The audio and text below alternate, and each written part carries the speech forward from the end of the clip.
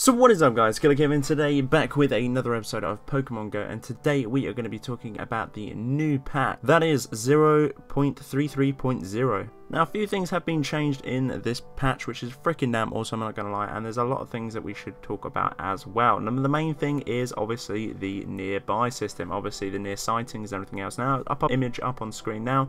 Basically it works how it used to work in a similar fashion. I think this is actually a better way than the 3-step to begin with. If they had this at the beginning, it wouldn't be a problem. As you can tell there, it's bottom right very far, all the way works to left, then it goes up in sort of a Z shape, comes back to the right, all the way to the left, back to the right, all the way to the left. Now obviously the top one being very close and everything else. Now a lot of people have actually described this as, you know, pointless because you're walking around aimlessly trying to find these Pokemon that are very close and nearby. Now I personally think it works off the radius of the circle that's near you. Every time one of these has popped up on sort of the top left, say for instance, I've 9 times out of 10 bumped into it, so I personally don't see an issue with it at all. I find it's very good. So obviously they've fixed that to begin with. Obviously it's a little bit of a weird tool to get used to. A lot of people are complaining that it is basically like the 3-step, but worse. All they've done is literally add grass to the background of certain things.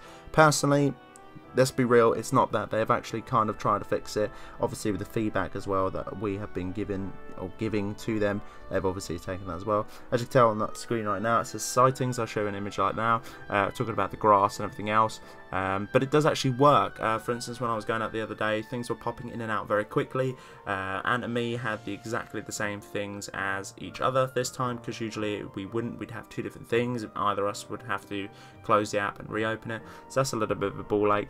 So that's all fixed now, so that's really good. So what other things have been introduced to this update as well? Well, firstly, the battery saver mode has been reported on the iOS devices, so it obviously applies to fans now that can actually use that, so that's really good. I personally have not used the battery saver system purely because every time I have, it has been extremely buggy, so I've just kept away from that entirely. It's still a little bit buggy for me. I'm not too sure what's on about that. It might have to be, you might need to turn your screen rotation off for it to actually work fully, but I personally am not going to risk that for a biscuit, so I'm going to leave that entirely. I personally don't think it's that good at all. Either way, the game is going to eat your battery. Secondly of all, you can now change your nickname, which is awesome. I think this is a one-time thing only, so that's not too bad. So if you had a stupid nickname, like my brother had a nickname called Fanny Catcher, he obviously needs to change that because he wants to change it, so he gets a one-time change on that as well. I am hoping that in the future patches prior to this one as well, from a nickname change, there is a one-time change.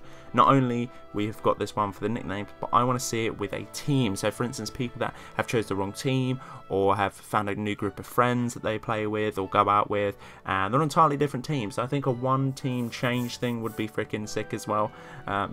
Obviously done it with the nickname, so let's try and do it with the teams. That'll be awesome. And thirdly as well, Curveballs are now back in the game, which is freaking awesome.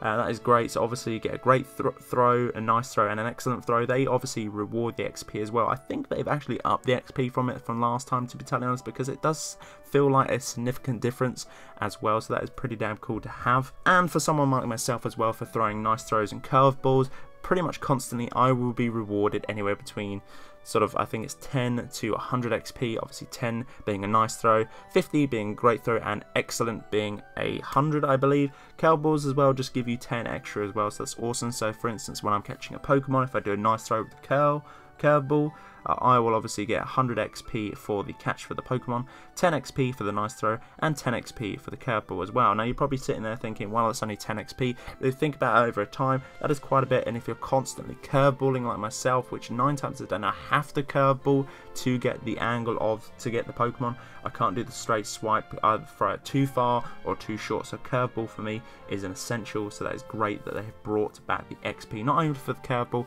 also as well for the throws. Another thing they've added as well, which is a little bit glitchy in my eyes, we had it in the last vlog when we were walking, is the fact of that you are, or it registers that if you're going too fast in a vehicle. Now this prompts you up with a sort of notification. I'll put it on screen now. I had this a couple of other days ago. I had it in the car constantly. You have to keep tapping the I am a passenger button, but actually Anne had it the other day when we were walking. It appeared for him. I think that's due to a GPS glitch where it sort of moves you all the way to the other end of the road and brings you all the way back extremely quick. I have no idea why it does that, but it will prompt you with this. And it's rather kind of frustrating. I can see where they're coming from as well, because obviously if you're driving, you can't, you know, just leave it and just sort of, you know, hands-free. You have to get rid of that button all the time. So it's not too bad, but obviously you shouldn't be doing it while you're driving, so that's another thing. But I don't think a message like this should prompt it. I think you'd have to put in like a sort of a sequence or a pin code or something, just to make sure that you are obviously always on the phone instead of obviously driving and multitasking like that. It is a bit of caution, so, you know, not too bad, but I am hoping they lock down on this one as well. And last but not least, the bonus update as well, which is the teams. The team leaders of Valor, Mystic and Instinct were revealed at San Diego Comic-Con today.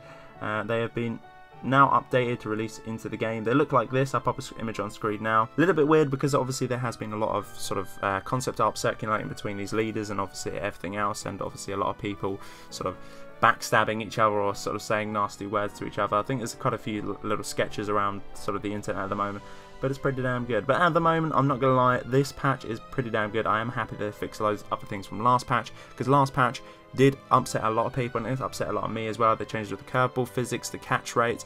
I mean, it's still a little bit off now, so for instance like Pidgeys and Weedles, they are still quite hard to get comparison to anything else in the wild, which is a little bit disappointing. I actually prefer catching Zubats now than Pidgeys. That is a big statement for me to say. Okay guys, so that's the rundown of the new patch. Nothing sort of major to add on. Or if you're having any trouble with this patch as well and you have any discussions, make sure to leave a comment down below and we will have a discussion about it. Obviously as well, let's just talk about Pokemon in general. Let's just have a little chat about it. Why not? What do you think of this patch? What would you like to see coming up in the next one?